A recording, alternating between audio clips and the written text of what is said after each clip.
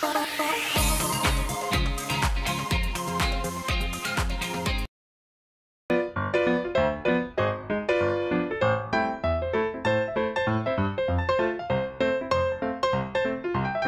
jelas sih Mbak, kalau versi saya ya intinya adalah yang pertama mental itu pasti ya. Jadi kayak mentalnya apapun yang terjadi ya tadi kayak misalnya kayak yang saya lakukan tadi. Kadang kita udah punya planning sebagus mungkin gitu menurut kita udah siapin yang seperfect mungkin, tapi ada kalanya mungkin nanti di lapangan berbeda.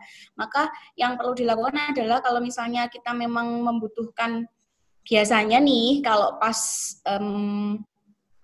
tes gitu itu kan kita nggak hanya secara verbalnya saja ya Mbak, tapi lebih ke buktinya mana kayak gitu kan. Kayak misalnya kamu ngomong kayak gitu tuh konkretnya seperti apa gitu. Nah, untuk saat ini karena teman-teman mungkin masih dalam rangka prepare gitu, masih ada waktu sekian waktu untuk prepare ya, mungkin bukti fisik itu perlu disiapkan. Tapi kalau misalnya karena sekarang daring misalnya begitu, bisa diatasi dengan misalnya kayak disiapin file-filenya juga. Karena nanti kan yang saya tahu, yang saya baca juga informasinya bahwa SKP akan dilaksanakan secara online.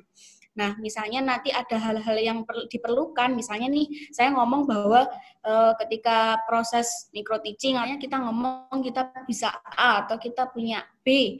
Nah, itu kalau secara langsung mungkin bukti fisik itu ada, nah sekarang mulai harus dipikirkan untuk menggantikannya itu seperti apa. Barangkali bisa di-scan, bisa disiapkan filenya, kemudian ya intinya di-prepare sedemikian rupa, tapi ya tetap secara mental kita harus siap bahwa bisa jadi nanti apa yang sudah kita prepare itu tidak sesuai dengan apa yang kita harapkan, begitu sih Mbak. Intinya adalah lakukan yang terbaik selama proses persiapannya dulu, nabung-nabung misalnya perlu untuk artikel misalnya, kemudian tentunya pendalaman materi itu juga penting, cari-cari informasi terkait dengan misalnya kalau sekarang di Kemendikbud ya, misalnya orang yang berpengalaman seperti apa saja yang bisa jadi soal-soal yang ditanyakan seperti ini.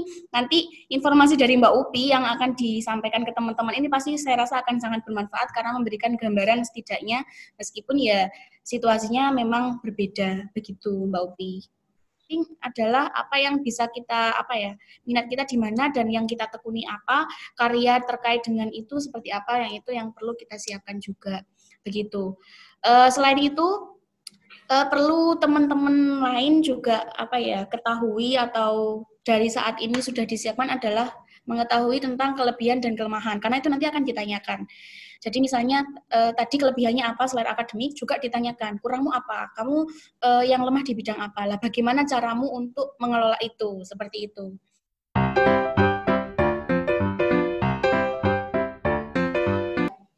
Kalau saya sendiri sih Mbak, saat ini mungkin tipsnya adalah bahasa Inggris. Wow. Itu ya, terus ya. Jadi apalagi kalau misal karena memang waktu itu di micro teaching, kita balik ke flashback ke micro teaching nggak apa-apa ya. Jadi di micro teaching itu juga bahasa Inggris. Pertanyaan yang pertama dari kan biasanya habis micro teaching itu kan tanya jawab ya dengan penilai. Itu juga bahasa Inggris. Kemudian di wawancara pun juga bahasa Inggris begitu. Jadi maksudnya ya boleh sih bahasa Indonesia atau mix and match gitu ya. Tetapi kalau teman-teman mungkin nanti bahasa Inggrisnya sudah oke, fluent gitu, lancar, itu pasti akan jadi lirik poin plus juga gitu. Kalau saya sih waktu itu jujur karena saya bukan orang yang istilahnya pandai atau bisa berbahasa Inggris aktif gitu ya. Jadi ya gradul-gradul, bahkan mungkin banyak bahasa Indonesianya gitu. Sampai ya ada salah satu penilai yang membuat akhirnya kayak saya keluar dari ruangan itu sudah insecure duluan gitu ya. Jadi kayak minder duluan gitu. Waduh, tadi tuh kayak dibandingin dengan peserta yang lain kayak gitu loh Mbak. Nah itu juga pokoknya intinya bahasa Inggris itu akan menjadi modal besar juga gitu. Kalau misal teman-teman saat ini mungkin sudah pandai atau mungkin merasa kurang, ya bisa dipersiapkan di bahasa Inggrisnya. Itu penting juga gitu. Kalau masih memungkinkan ya kalau mau les barangkali atau bagaimana itu akan sangat membantu saya rasa. Itu kalau di pengalaman saya di sini ya.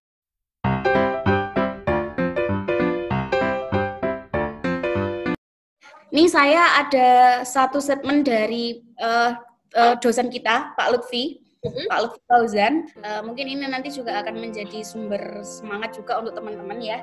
Apapun hasilnya itu pasti yang terbaik. Kalau misalnya teman-teman mungkin belum berhasil di kesempatan yang kali ini, ketika mencoba satu kali belum berhasil, maka anggap adalah jatah gagalnya memang belum habis.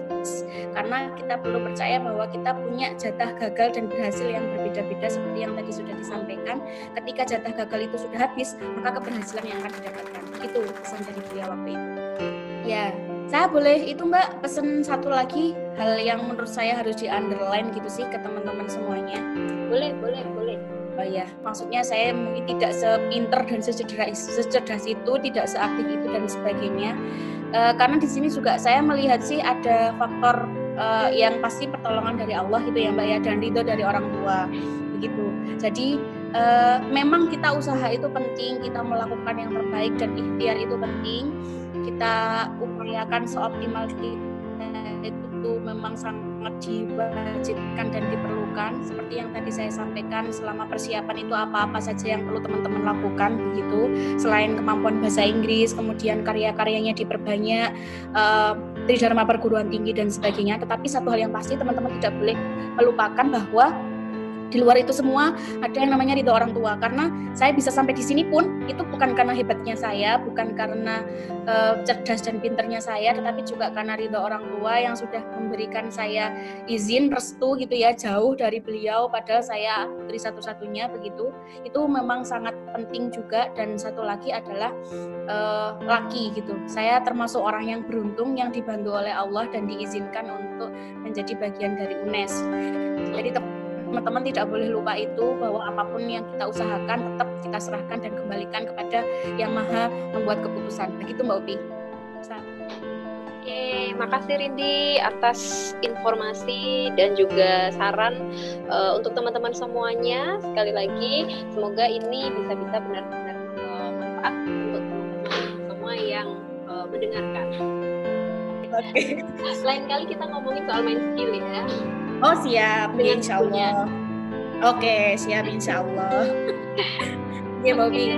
Terima kasih Rindi, selamat beraktivitas kembali. Assalamualaikum. Waalaikumsalam warahmatullahi wabarakatuh.